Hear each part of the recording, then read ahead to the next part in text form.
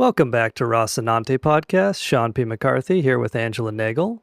And we're talking today about the economist Michael Hudson generally, as well as his book, The Destiny of Civilization, Finance Capitalism, Industrial Capitalism, or Socialism specifically, which Angela and I both read for this episode.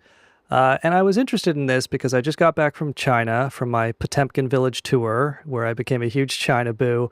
I was very impressed with everything I saw, and I've been wanting an explanation for that. And I think in this book, Destiny of Civilization, Michael Hudson gives about as good of an explanation as I've seen for the relative decline and relative rise of the U.S. and China respectively over the last 40 years. In a nutshell, I think the thesis is there's a distinction between financial and industrial capitalism. Financial capitalism parasitizes the real economy through rent-seeking. China's public control of credit and money creation has reduced this parasitism, while in the U.S. it has run rampant and taken over the entire political system. But this is my first, and so that's the general. We'll get into a little more of the specifics of how that all works later. But this was the first Michael Hudson book I've read. Angela, I know you've read several more. What did you think about The Destiny of Civilization as compared to his other books?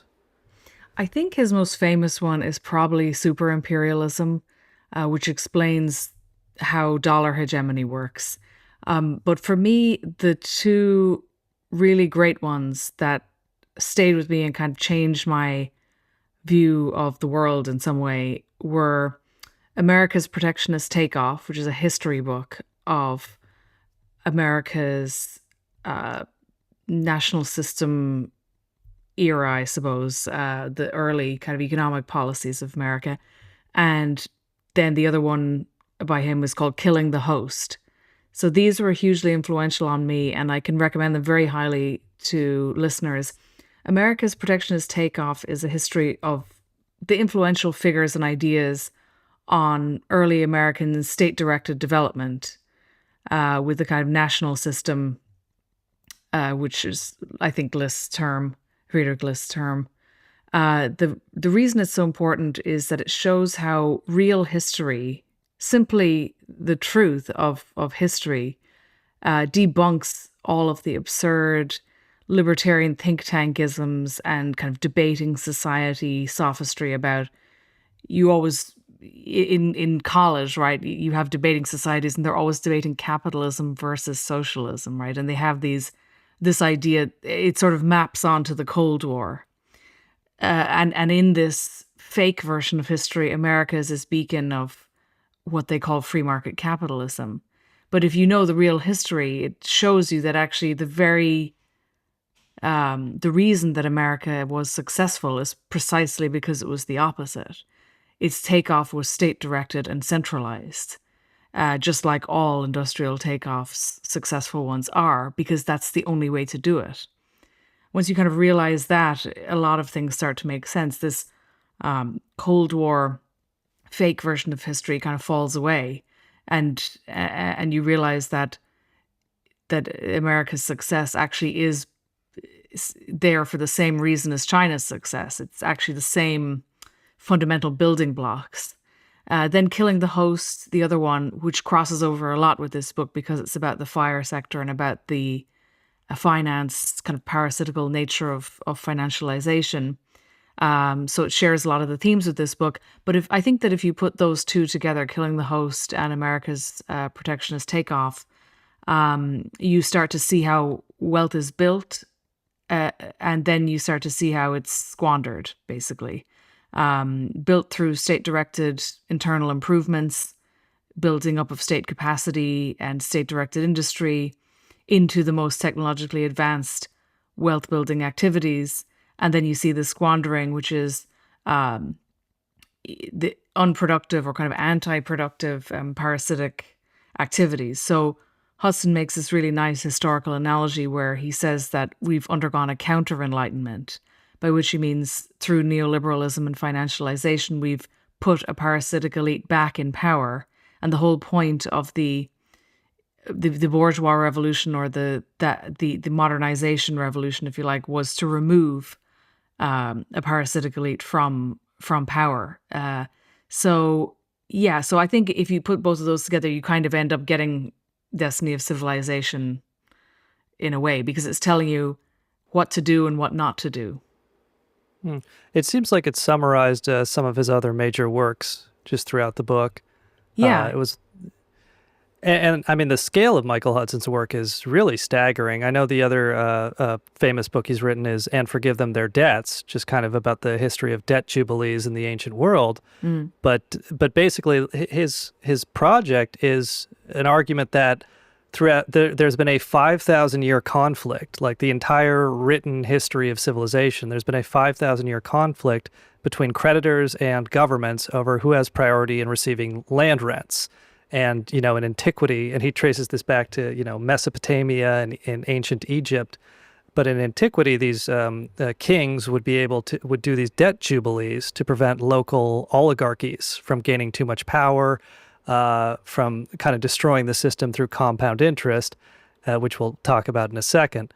But he kind of makes the argument that since the Romans put a lot of pro-creditor laws in place, and this has been passed down to Western civilization, and we're watching the kind of triumph of the creditor sector, which is slowly destroying and parasitizing the rest of the real economy. Yeah, I mean, I think that this type of analysis is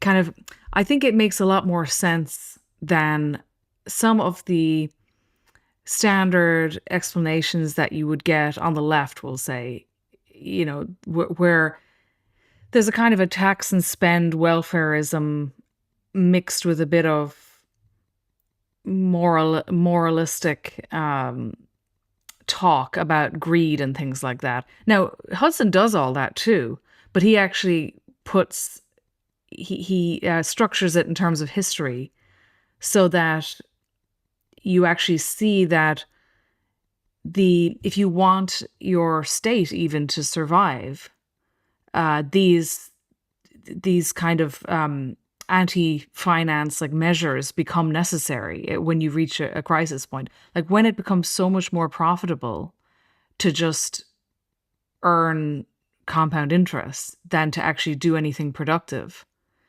you have a crisis situation there. And the people who are becoming rich from that don't want to give it up. So that's when you have a conflict of interest, where in these moments throughout history that he talks about, the state has to basically pull the plug on this system and has to have a conflict with this type of parasitical elite. And to me, that was just so much more convincing, so much more historically rooted. And it also shows, I think, some of the leftist rhetoric, I guess, about the economy that I always heard throughout my life. I knew that it was sort of partially right, but the thing that always seemed wrong about it was, if something's morally wrong, okay, but that's not really giving us a solution, and it's also it's moralistic in a way where the strength of the state is not sort of factored in, So if you want your, like people talk about, let's say, make America great again, or, having a golden age, having a new renaissance, this kind of thing. But if you actually want that kind of, a wealth building, generative kind of a culture and economy and state structure, this is the kind of stuff that you need to do. You need to actually, the state needs to take power away from parasitical elites. Well, and one of the major themes of this book and his work generally is that economics, the discipline of economics, is inherently political. It expresses the view of one class or nation. And I found this so fascinating. It's not a long book. It's a well-written book, but it took me time because I was just making notes on almost every page because I got a BA in economics, a 4-year degree, and it was just reading one book that says, "Oh yeah, you wasted 4 years of your life. You were taught 4 years of bullshit." Because his argument here is that 19th century classical economics recognized these distinctions between earned and unearned income. And what we today call neoclassical economics, which is what I was taught, or he calls post-classical economics, he argues that this was entirely like a counter-revolution to classical economics. It Mm. was these financial the financial class with their unearned incomes, which were once called rents. They set up an entire discipline to say that these transfer payments are just like any other productive income, whereas he kind of underlines it that these are not actually productive incomes, and he goes through that what are they're euphemistically called financial services, but things like bank overdraft fees. When your bank charges you $35 because you overdrafted your checking account, that's included in the GDP numbers, and Mm. so he says, well, this is just entirely a political choice. This is nothing to do with productivity of an economy. So he argues that these kind of transfer payments should be removed from GDP statistics. But importantly, for the case of China, because the major banks in China are all government controlled, finance is a public utility. I saw a post today which was wondering why some small city in Mississippi that's run down has a higher GDP per capita than a major city in China, and it's because finance is state controlled, government controlled in China. A lot more of their GDP reflects actual tangible production, and so hence their cities end up looking a lot richer than those in the United States. But sorry, Nick, if you can just cut this pause. Sorry. No, you're good. You're good. But I wanted to kind of summarize a few of the major concepts and try my best to explain them. Like I said, I'm not a very smart guy. It took me a little bit to get these concepts, and I have an insecurity in the back of my mind that if I were to try to explain Michael Hudson to somebody and they just kept asking, what do you mean by that? What do you mean by that? Eventually I would just kind of break down and start sobbing and wouldn't actually know, because he's such a smart guy. I feel unworthy to be even reading him when he starts talking about the Peloponnesian Wars between the Athenians and the Spartans were actually a conflict between creditors and debtors. I'm like, damn, this just the kind of knowledge that I shouldn't even have access to. Well, But I think actually his background is interesting because, and I'm just picking this up from my memory of an interview with him once.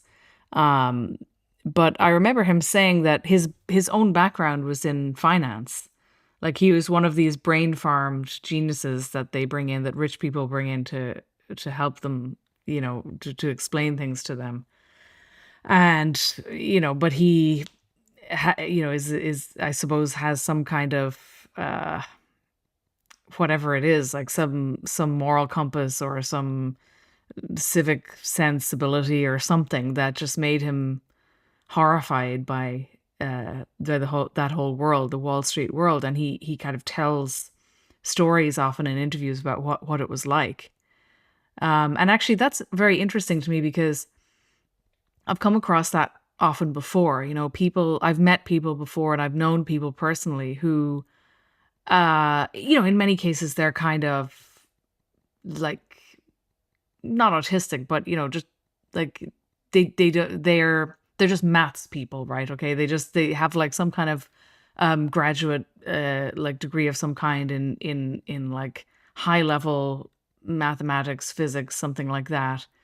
But they don't, and they can be then just sort of like brain farmed by people who just have massive amounts of money, and they need it to sit there and grow, and also to be protected. And then at some point, they realize that they're just a million times smarter than the people who they're making money for. And they often have some sense that that there's something very sinister about all of this. And also that these wealthy people who just don't do anything productive and just earn, parasitic wealth, that also they are obsessed with having their money taken away and being overthrown, by force. And I remember somebody told me that years ago, and I thought, that's so weird. I mean, we're always saying like that could never happen, and we're too fat to have a revolution or whatever. But but apparently they don't think so, because I have heard that just anecdotally from these kind of people. So anyway, I think Hudson was like that, because he's such a genius. His knowledge and his just kind of brain power was useful to these parasitical elites, and then he kind of turned on them in a way and became a critic of them. Mm. Yeah, there's that part of me that, of course, and maybe we would have him on a future episode, but there's that part of me that's like, no, we don't want to waste any of your time. Keep writing. Yeah. We need as much of your work as we can get. But so I'll try to explain some of these concepts, and I think the most important one for him is compound interest. And from what little I read of "And Forgive Them Their Debts," he revealed that compound interest was taught to Babylonian scribes 5,000 years ago. They understood this concept all the way back then, and that's why they had these debt jubilees where they would forgive debts throughout most of antiquity. But compound interest is simply interest that is calculated on both the original principal amount, like an initial investment or deposit, as well as the accumulated interest from previous payment periods. So just interest on interest. And why this is so important is that with compound interest, the volume of debt in an economy grows exponentially, and it accrues independently of the economy's ability to pay. It grows purely by mathematical laws. So if you have, 7% compound interest and the economy grows by, I don't know, 2 or 3%, eventually the amount of debts cannot be repaid. Eventually there is more debt than the entire economy can manage. And this inexorable growth means that it will eventually result in a crash if these debts are not forgiven or written down or written off. And he makes the argument it can be a business cycle crash, standard recession, or a long, drawn-out chronic insolvency and debt deflation, which he also argues is what is currently happening in the United States. And also related to this is the idea of the rentier class. That's from the French rentier, is a person living on income from property or investments. And he points out that late 19th, early 20th century socialists did distinguish the rentiers from the entrepreneur class. I feel like kind of in modern, leftist or socialist rhetoric, kind of every rich person all kind of gets lumped together. But he makes the point that, no, there's a different kind of exploitation between finance and industrial capitalism. Like an industrial capitalist exploits a wage laborer, but his whole point is that the financial capitalist just doesn't even produce anything. And this goes to which he argues very persuasively was an important concept of 19th century economic thought, which has kind of been redefined in modern economic thought, the idea of economic rents. And economic rents are income obtained through ownership without contributing to the productive capacity of the economy. The income earned which could be the income earned by factors of production such as land or monopoly privileges in excess of the costs necessary to bring them into production. So a factory owner who spends some money, on wages or on building a factory or on the inputs, he's not extracting economic rents, but somebody who just, simply owns a plot of land and makes land rents when the land value goes up, these are economic rents that do not contribute to the overall economy. And because these are all kind of now grouped together in GDP, instead of being counted separately, instead of economic rents being counted as parasitism or a tax on the overhead of the economy, this is kind of what he argues, in a nutshell, has been causing the decline of the United States for the last 40 years. But as mentioned, I mean, he goes through 5,000 years of written history and shows this pattern repeating again and again and again. Yeah, no, definitely. The another shortcoming that I always felt just seemed wrong, but I didn't really know why exactly, is that the leftists' explanation or categorization was always the capitalist class. And when you think of the capitalist class, you think of basically CEOs, Jeff Bezos, somebody like that.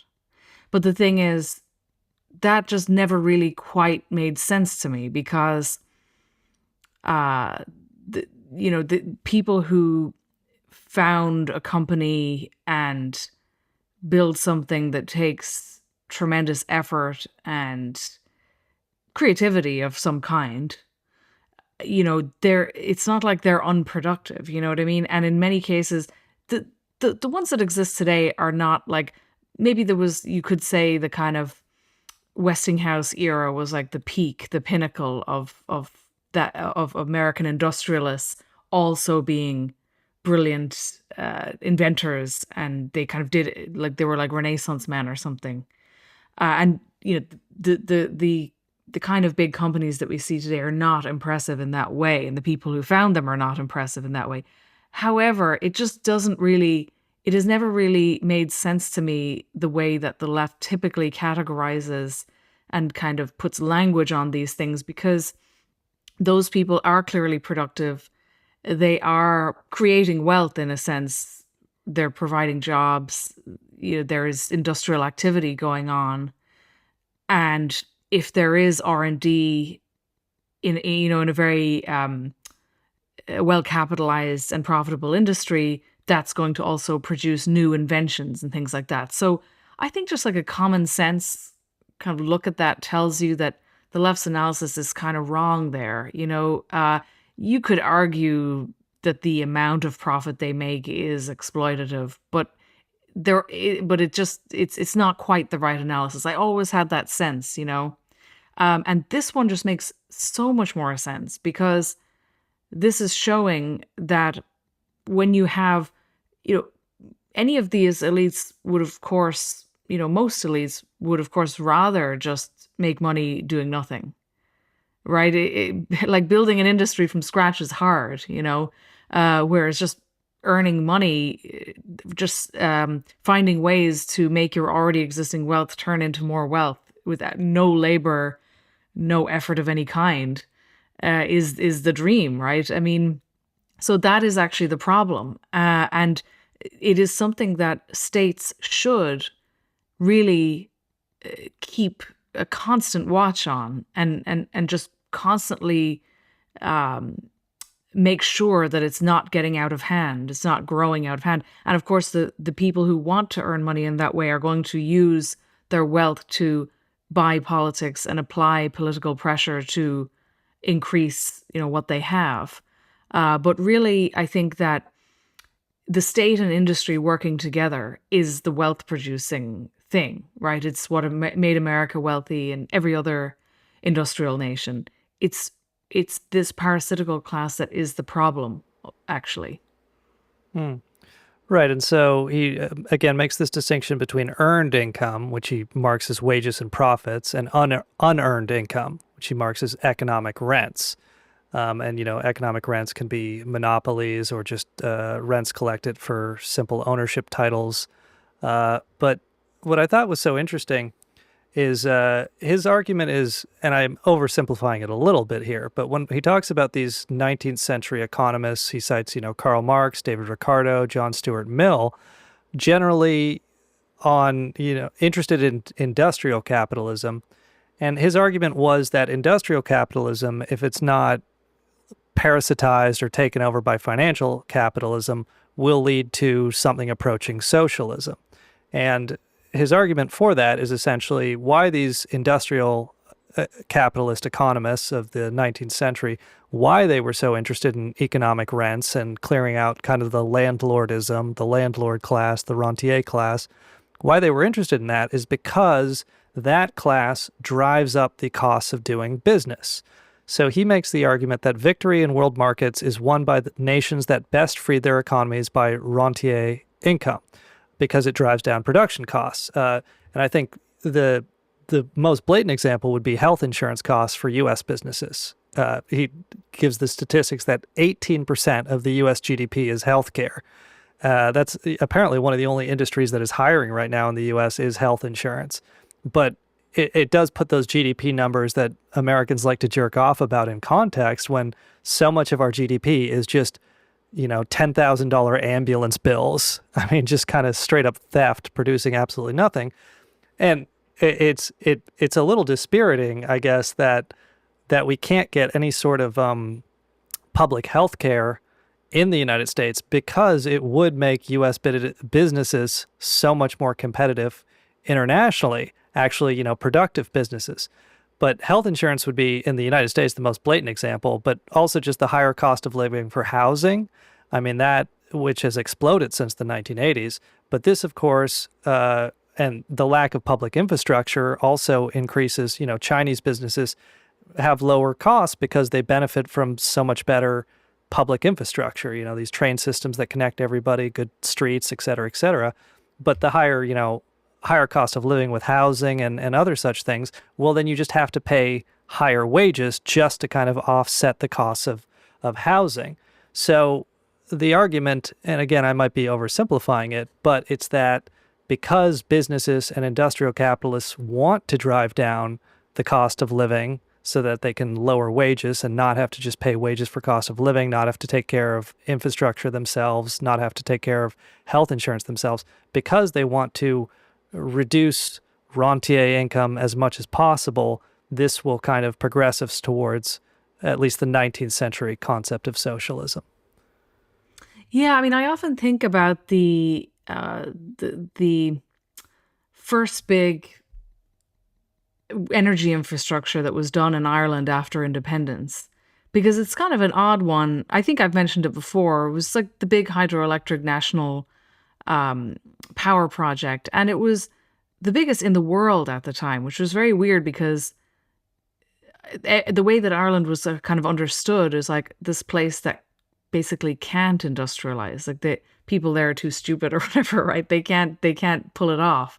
And to go from a total, backward place with like no industry at all to the biggest energy infrastructure in the world is such an enormous leap.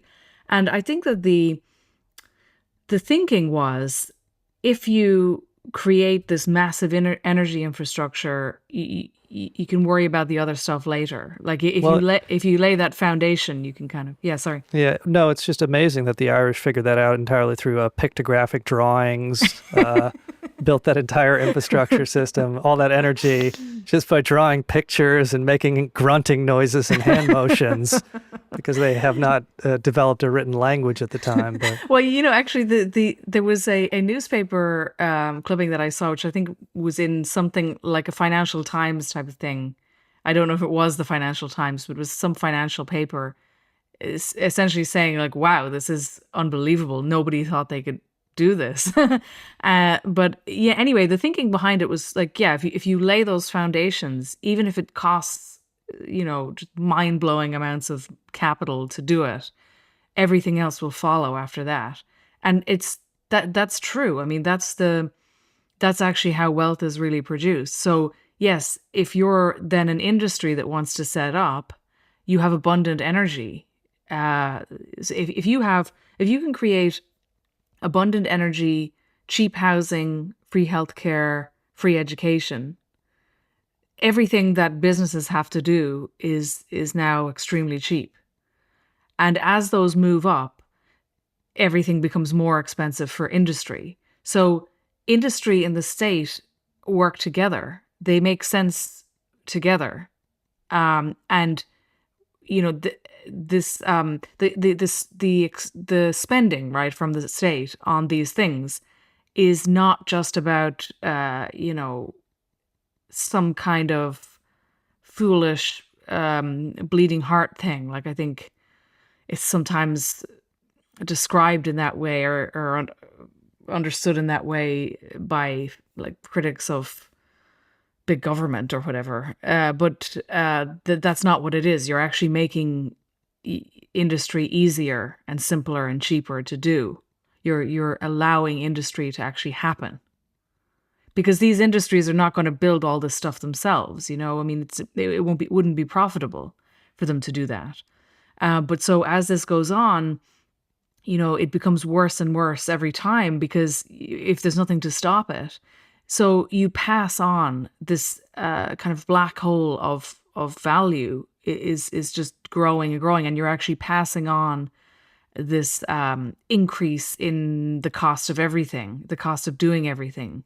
So a classic example that he would give, and I think he did in various places. I'm not sure which book I'm thinking of it, but is, if you increase the price of a property, that's great for the one person who happens to be living in it while it increases, but you're actually passing on that cost to the next person who comes along, and then the next person who comes along is passing the cost on to their employer, because they have to be able to pay the wages. So therefore, if all of this cost is increasing, like, where is the wealth being generated there? It is just a black hole, because the house is still exactly the same house as when the person bought it. And anything that the state builds around it, the value is sucked into this private, the private value enjoyed by just one generation of property owners. Well, yeah, and I'll go through some of my notes here and I'll repeat myself a little bit, but I think it's such an important concept. So again, economic rents, income obtained through ownership without contributing to the productive capacity of the economy. Michael Hudson argues all economic rent is unearned. It's not based on the necessary costs of production. And because rent extracting privileges, or just the ability to collect economic rent, it requires state-created titles. You own X piece of land, you need the state to give you a document that says that. Because it requires state-created titles, rent seekers seek to control the state. And he frames, it's quite interesting because we're taught, I guess the Whig history, as they would call it, is that the Romans overthrew their kings and then brought about democracy, and this was a good thing. But he argues that in the Roman concept, people who sought to forgive debts and break up the oligarchy were labeled as kings. Of course, they famously called Julius Caesar. They accused him of seeking kingship before he was assassinated. And also in the ancient Greek world, the word for tyrant, it comes from people who were accused by the local oligarchies of trying to redistribute land, trying to forgive debts.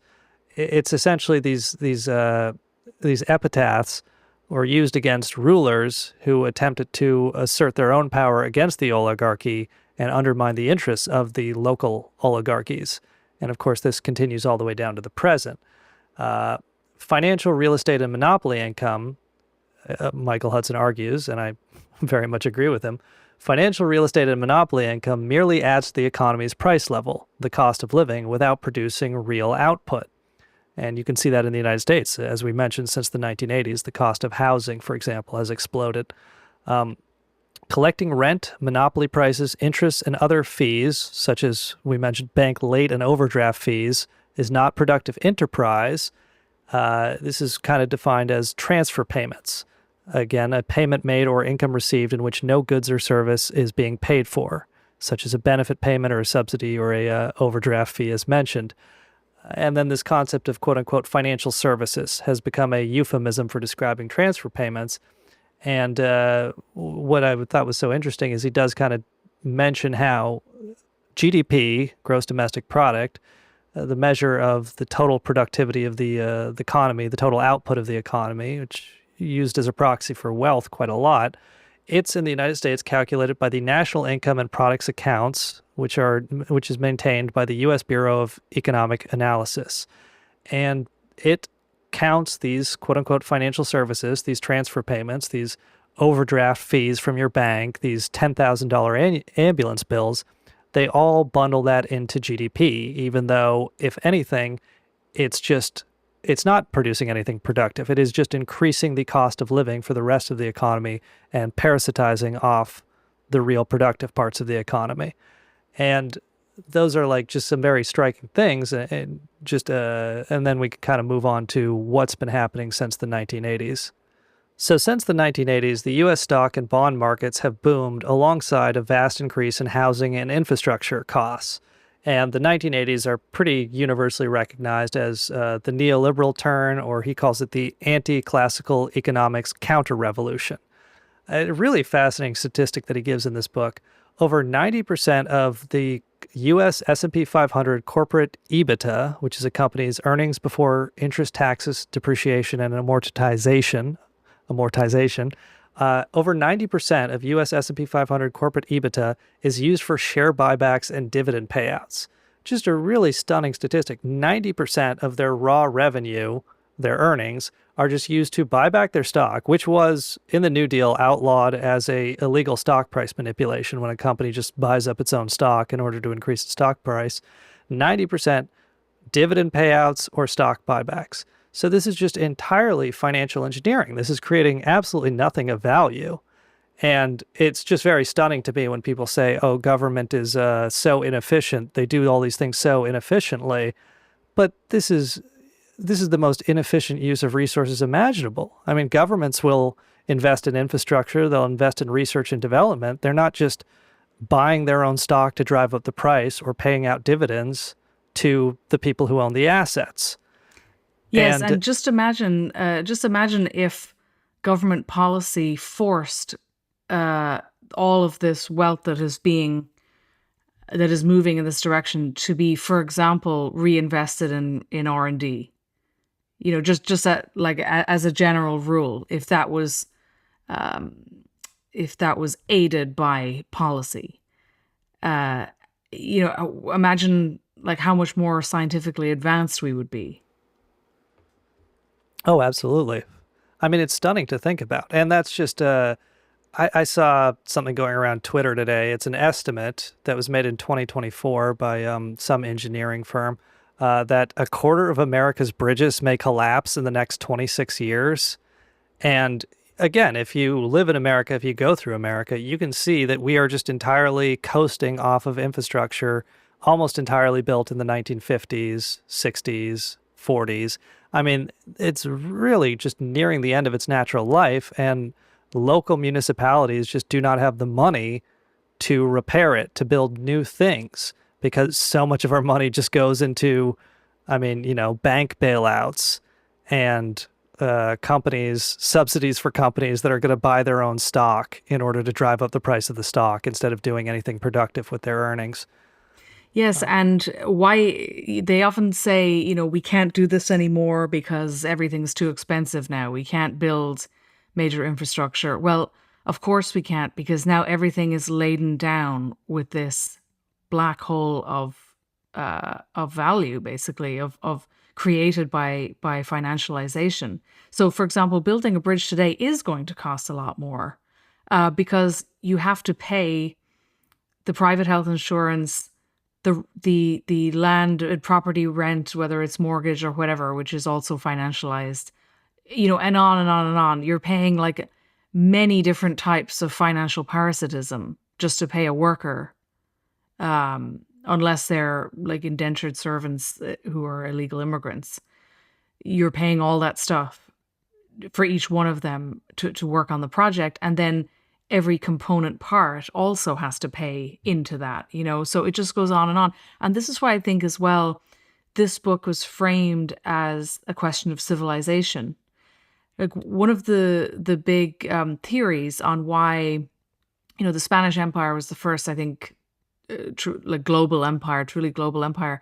And the major theory on why the Portuguese and the Spanish declined, and then kind of the northern, would say the English and the Dutch and others came along afterwards and were more powerful, more successful, etc. Is that basically they didn't remove their parasitic class, which was the landowning kind of feudal class, and so the countries that engaged in this kind of industrial policy, like the Tudors did in England, just surpassed everyone else really quickly. Because they combined these two maximally productive kind of elements. I also think that this is what I was saying before about how there are systems that you could call capitalism and others that you could call communism, but they're actually structurally quite similar, in their most productive phase, because ultimately it is industry and the state working together one way or another. It's like there's no getting around that, because it's the only formula that works. You can call it different things, but that's always what it's going to be, because that's the only known way of having an industrial takeoff, or producing this kind of explosion of wealth producing capacity, basically, like, and just productivity in general and innovation and all that stuff. So framing it as civilization is really good. I've never That's not a typical way that, at least when I was younger, that leftists would kind of phrase things, like leftist economists and stuff like that. In fact, they would often be they would kind of cringe at a term like that as sounding sort of vaguely fascist or something. But it is the right term, though, because like the Spanish Empire, if you don't suppress or control or in some way contain this parasitical thing, it will just grow out of all proportion, and you will stagnate. Your infrastructure will crumble. You will stagnate, and other countries that don't have this dead weight will surpass you. Well, and another reason the Hudson analysis is so good is it does provide a very compelling explanation of, you see this question a lot as to why is it so much more expensive to build, say, high-speed rail in California than it is in France, which is a much more heavily unionized country than the United States. And again, as you were mentioning, it's the healthcare costs, health insurance costs, general financialization, just heavier levels of financialization and privatization in the United States that makes land so much more expensive, and puts all these costs that drive up wages, because you just need so much more money in order to afford basic cost of living here, that our entire sectors of the U.S. economy become uncompetitive, and that cycle just does not stop until debts are written down or something is done about that. It just keeps getting worse and worse and worse, and that's what we've been seeing over the last 40 years. Yeah, and And this is also why the union question. Unions are, like, as you said, there are lots of much more heavily unionized and kind of countries that have quite militant unions, and they don't have as many of these problems. And so unions are an important part of the picture, but they're not the whole thing on their own, because if you were to raise wages in America but not address any of these issues of financialization, you're just pouring more money into the black hole. You know what I mean? And so, like, companies that are not capitalized enough will just shut down rather than pay the wages. And if you just keep raising them to meet this rent uh, element of the economy, there's kind of no limit to how much you'll have to raise them, right? Because the rent part will keep growing. right, and it will just increase their political power, the Yeah. power of these parasites, because so much as wages increase, just more goes into their pockets, and costs will just keep increasing. And and Americans also, occasionally you'll put it to them, why was China able to build more than 10,000 miles of high-speed rail after the 2008 financial crisis? And I think a lot of Americans are very propagandized on this, that just be like, oh, the Chinese are slaves, or it's a dictatorship, or there's so much freedom here that you can't build infrastructure anymore because of freedom or property rights. And it's just ridiculous. It's just they have lower costs of living because their economy is far less parasitized, far less financialized, far less privatized. These natural monopolies, many more of them are kept under state control. And a big part of Hudson's argument is the financial sector translating its economic power into political power. And he cites specifically the creation of the U.S. Federal Reserve and the European Central Bank. And he marks this as taking power away from public sector treasuries by having these kind of quote unquote independent banks, central banks, whose primary mission, Hudson argues, is to support asset prices. These are stocks, bonds, real estate, mortgage claims. So he makes the argument, again, very convincing in my view, that quantitative easing by the Federal Reserve after the 2008 financial crisis, continuing up through COVID and through the present, quantitative easing, where they spent $3 trillion buying bonds, was the Fed subsidizing and inflating asset prices. Because over the last 40 years, this financial rentier class has become so entrenched that they just cannot accept the idea that real estate prices might go down, that bonds or stocks might go down. This would be a catastrophe for them. So now you have the Federal Reserve with the power to print money, to create money, and instead of using that power as China did to build infrastructure, they use that power to just keep bonds and stocks and real estate prices from going down. And just again, specifics, the Federal Reserve put $3 trillion into the bond market in 2020 during COVID. As of 2020, the Federal Reserve had 7.4 trillion in bond holdings. And he also, Hudson points out, the Federal Reserve during COVID in 2020, they started buying corporate debt, corporate bonds for the first time, including so-called junk bonds, which are corporate debt that has a very high interest rate because it has a much higher likelihood of defaulting. So the Federal Reserve, the U.S. Federal Reserve, started using its money creation powers to just buy junk corporate debt in order to keep asset prices from going down. It's, just a straight up giveaway to the rentier class. Hudson points out 88% of stocks and mutual funds are owned by the top 10% of Americans. So this is just an entire policy that benefits an aristocracy. Another very fascinating statistic: homeowner equity, like what percentage of a home's value the person who owns it actually owns. Homeowner equity was 85% at the end of World War II. It's just 33% today. The majority of home value in the United States is held today by creditors. Mortgage debt now exceeds equity for housing as a whole in the USA. So this is exactly what we were talking about earlier. Eventually, debt, just because of compound interest, just accrues larger than the entire economy. So now mortgage claims exceed equity for housing entirely in the United States. And also another very fascinating, kind of stunning statistic, and this is on page 234 if anyone listening wants to check it. But Hudson says since 2008, U.S. GDP growth accrued entirely to the top 5%.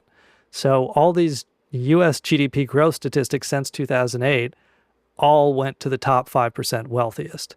Just very stunning stuff. And his whole argument is that the back in Roman or Athenian or Greek times, it was this landed aristocracy that was kind of the top 1% class that was in power. And he argues the landed aristocracy has been functionally replaced by a financial aristocracy, which serves the same purpose, behaves in almost an identical manner. It's just this kind of financialization has replaced just being a landlord or just owning the claims to land. Yeah, I mean, one thing I often think of, I think I might have even said this in our very first episode or discussion, was that I often think that I love that analogy that he makes with the aristocrats of the past. But like, I think that you will probably always have, for as long as human beings are around, it's so natural that people want to profit without producing, right? Like, who wouldn't want to just sit on your ass and just make money just while while you're having a nap, right? It's actually very natural to want to do that, to make money off of not doing anything while others labor. So people will always want to do that. That's why it's the job of the state, if you don't want your state to go into decline, that you kind of have to keep the boot on people a bit with that. Like, you can't let that start to grow totally uncontrolled, which is what has happened. Because eventually the amount of wealth that they accrue is going to enable them to just completely take over the state and just drive it off a cliff. And that they will be just like all of these great powers in the past that have declined and been replaced for the same reason. It seems like always you either have to, and you do, ideally you don't want to have a horrible violent like revolution, right, if you can avoid it. So therefore it's the state's job, if they want to, even like if you're a great statesman, right, and you actually care about the future of your nation state, that you feel you have some duty to like steward in some way, then it's your job to make sure that this thing doesn't get out of hand. And so you always have to kind of keep an eye on that. And you also always have to keep an eye on another very human thing, which is that people will always try to use forms of more subtle social manipulation to moral manipulation, things like that, to get what they want. And so that's kind of how you get the French Revolution sort of getting rid of those two classes was sort of a purging of these tendencies that can get completely out of hand. Where, you know, if you allow like moral tyrants to go, to have unchecked power, they will eventually do things like kill people for expressing scientific truths and things like that. And so where we are right now is kind of both of those tendencies have gotten out of control. Obviously, Hudson's book is about the rentier element, but I think the other element is there too, in the sense that, you know, people are being punished for just saying true things.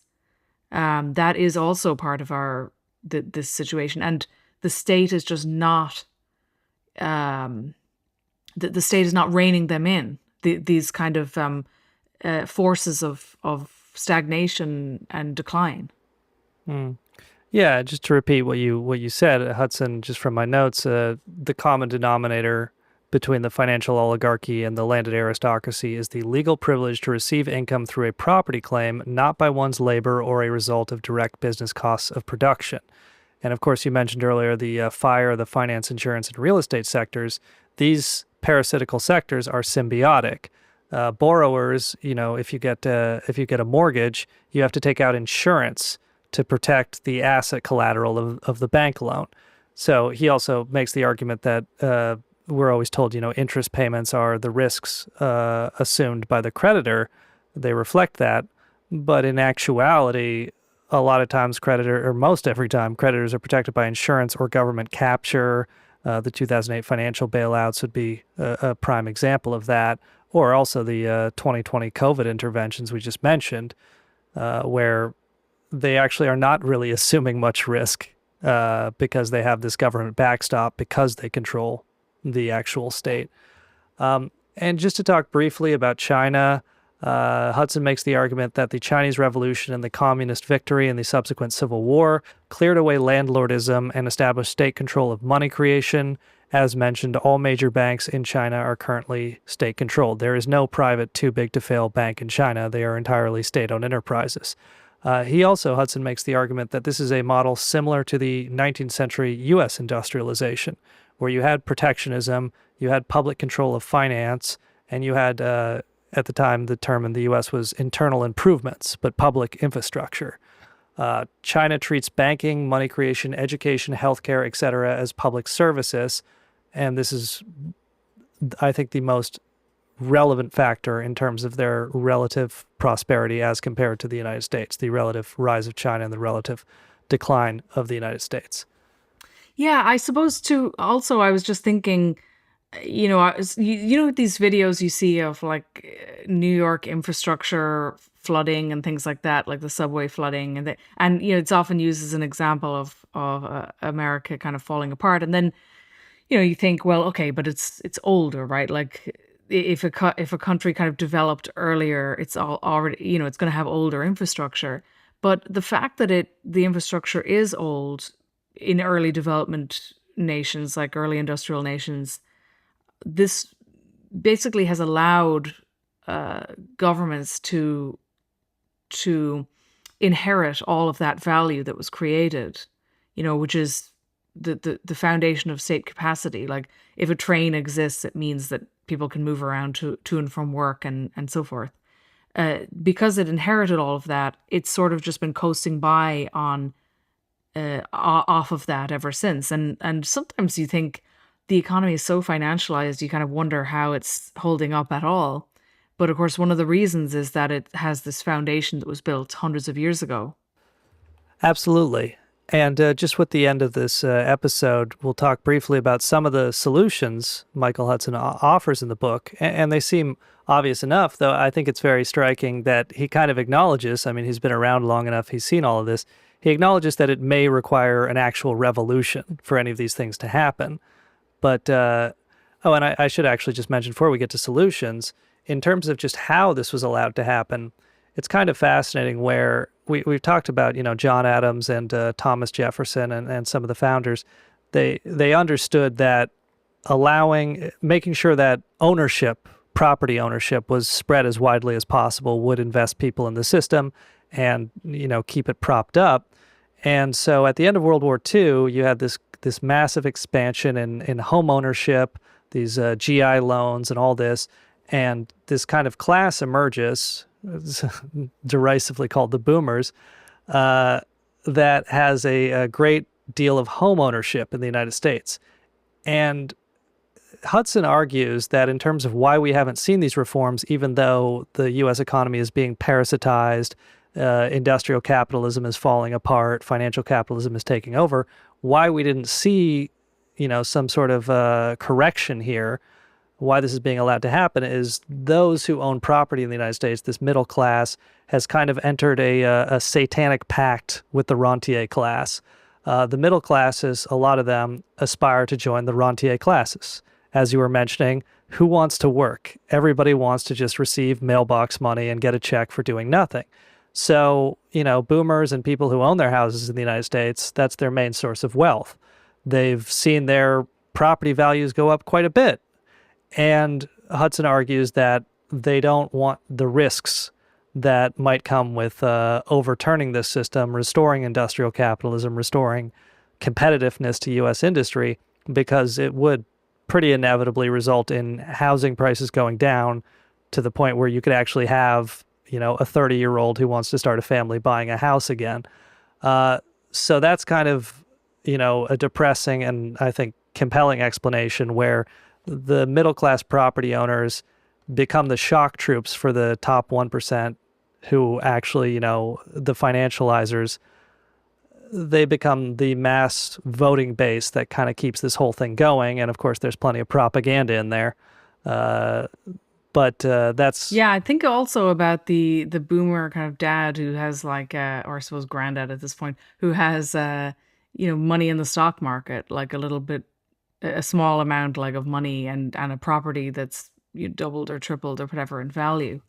They are invested in that. Or even think about if you're a young person and you inherit money, right? And then you start thinking, okay, what am I going to do with this money? The return on investment of parasitic activity is greater than any productive thing you can do with it. Like if you start a business, I mean, it could go wrong and you could lose everything. Whereas if you just buy a property and then charge a tenant money every month, you're guaranteed for that to get a return on that. Or if you put it in the stock market, at least if it doesn't crash, it's a little bit of gambling there. But you're told that you will get this guarantee of constant growth every month or whatever. So so it's like the whole system is designed to discourage productive activity. Well, it's not designed, but it does discourage productive activity, and it encourages parasitic activity. Even if you might otherwise, people are just going to go with the most rational thing, right? And that is right now what that's going to be, and that's middle class people. Hmm. Right. I mean, it accelerates the whole process of parasitism, as you were saying, because it's more profitable to increase the amount of parasitism rather than build a new product or engage in productive labor for the larger economy. But in terms of solutions, Hudson does talk a fair bit about what other nations should do. And I think for the pessimist, that might be the only hope. He talks about the Shanghai Cooperation Organization, which China manages, BRICS, just groupings of other states to break free of the dollar hegemony and set up some sort of alternative. And interestingly enough, relevant to your conversation with Philip Cunliffe last week, Hudson makes an endorsement of nationalism to break from the unipolar system of U.S.-centered financial control, these kind of supranational institutions like the World Bank and the IMF that are under U.S. control and represent what we're told is internationalism. Well, nationalism or the nation state can can provide a counterweight against that system, which is parasitical and has destroyed many countries. And just in terms of like general policies, Hudson's a big advocate of the land tax, made famous in America by Henry George, uh, because the whole idea is that if the government doesn't collect these land rents, then private actors will collect these land rents. And he takes the example of the Second Avenue subway in New York City was the most recent infrastructure we've gotten was the Second Avenue subway station and expansion there. And of course, these public infrastructure investments raise the land value of all the surrounding land parcels. So the rent seekers just collect that extra revenue or that extra money for doing absolutely nothing. And he argues land taxes can be used to offset this, that the state should collect these land rents instead of private actors. And his one criticism of the Chinese system is that they do not really do these land taxes. So they do have, in some local governments, they have problems with private actors collecting these land rents. And then the whole idea is that as they collect these people, these rentier classes, as they get more money, they will exert more influence over the local government and use that to collect more and more rentier income, and then the kind of entire thing spirals out of control. So he advocates a land tax. He advocates a debt jubilee or debt forgiveness. He advocates public finance, public infrastructure, public control over natural monopolies. Banking and credit creation should be a public utility, and he calls this socialism. And he underlines this. The most important monopoly privilege is that of credit and money creation. And when the state kind of surrenders this, he makes the argument that when the state, buys bonds instead of just printing money to pay debt, you surrender credit and money creation to private actors. And again, to just kind of underline that, he makes the argument that you can only cancel debts to stop debt deflation. You can't, quote unquote, grow out of debt. So we sometimes hear that, but this is the whole, that we can just kind of increase growth to deal with the debt problem. But this is the whole idea that we've been talking about here with compound interest, is eventually debt assumes, debt gets so much bigger than the actual economy that you cannot grow your way out of it. The only possible solution is to cancel these debts. And yeah, it might require an actual revolution. It's surprising and disappointing that it doesn't seem like there are forces of correction emerging from within the state. It doesn't seem like there's anything really emerging, and hopefully in the next few years we will see something. But if the historical example is anything to go on, these rentier classes have a violent reaction to anyone trying to undo their grift. So, I mean, yeah, things could get dicey in the United States, but I guess we'll have to wait and see. Yeah, it's hard to imagine this any of these things happening, isn't it? Like any of these reforms happening. Like I said before, I actually did have a little bit of, I thought, it's like very small reforms, imperfect or whatever, but when Joe Biden was saying even things like we're going to wipe student debt and we're going to do all of this public spending on, the innovative technologies and things like that, the Inflation Reduction Act. Like I say, it's not perfect because ultimately that wealth is still going to go into the same kind of parasitic activity. But it was kind of going in the right direction, I thought, like just a little bit. And that seems to be no longer the case. That's not the direction things are going in. It's very hard to imagine, a debt jubilee president. But who knows? I mean, the great thing is the reason I like starting off with with his book on American economics, the American system, is that I think that it's much easier to imagine if you know that this is already the foundation that the whole thing is built on.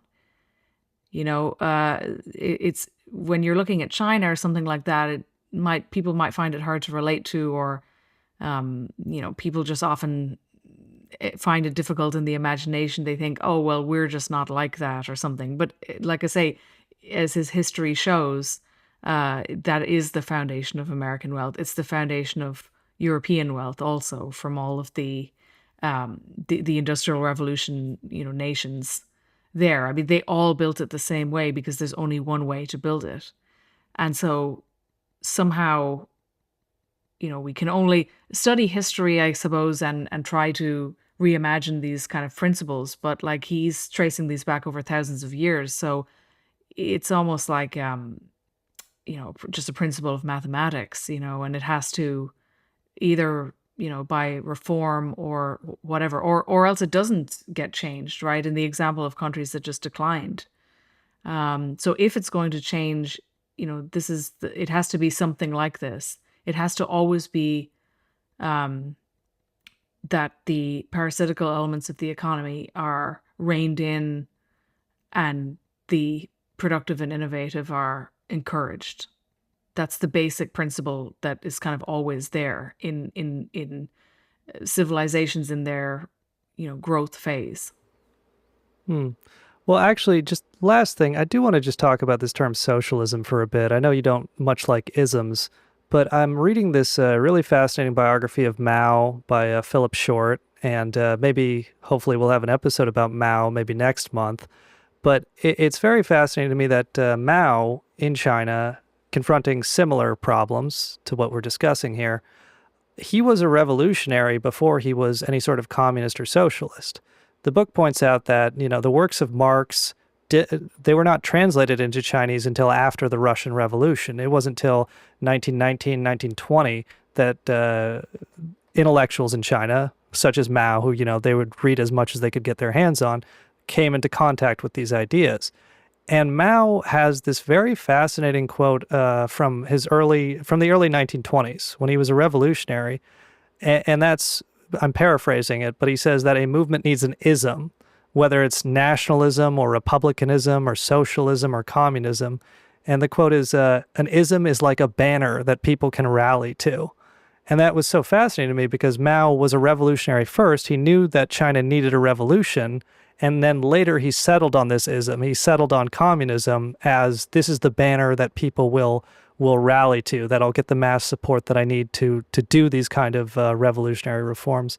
But I'm just kind of curious with regards to socialism because Michael Hudson, I guess, describes himself as a socialist and makes this argument that industrial capitalism, if it is not parasitized by financial capitalism, will gradually transform into socialism, which is sort of the highest ideal of economic system that he conceives of.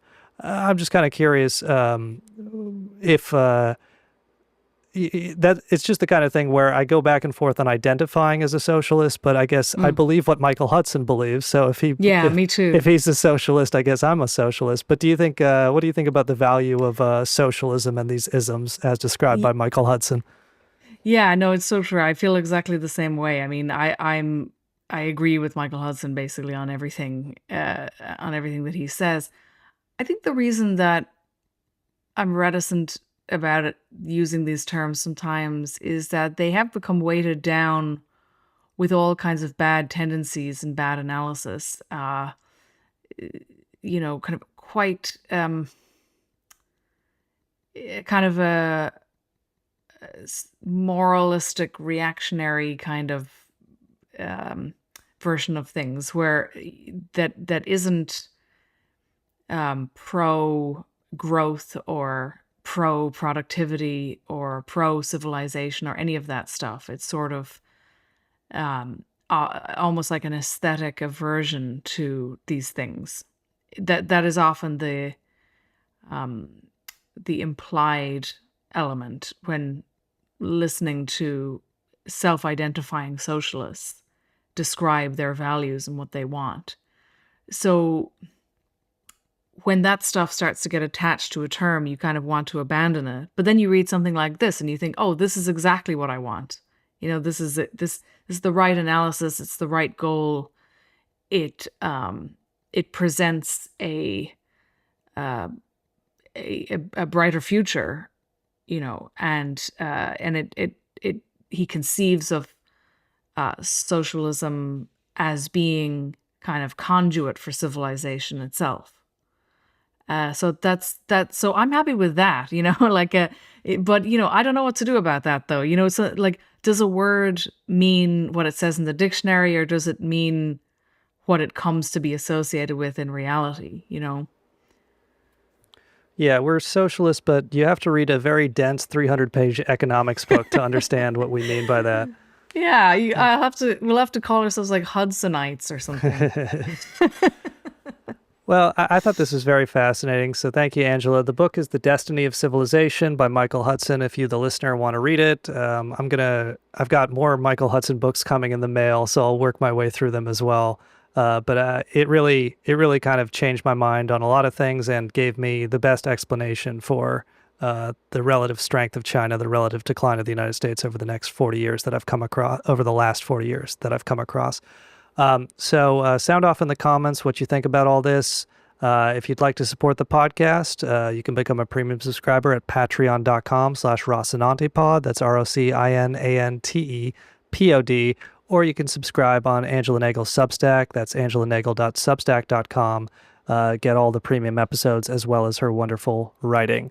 But we'll either see you on the premium side or we'll see you next week. Thank you. Bye-bye. Bye.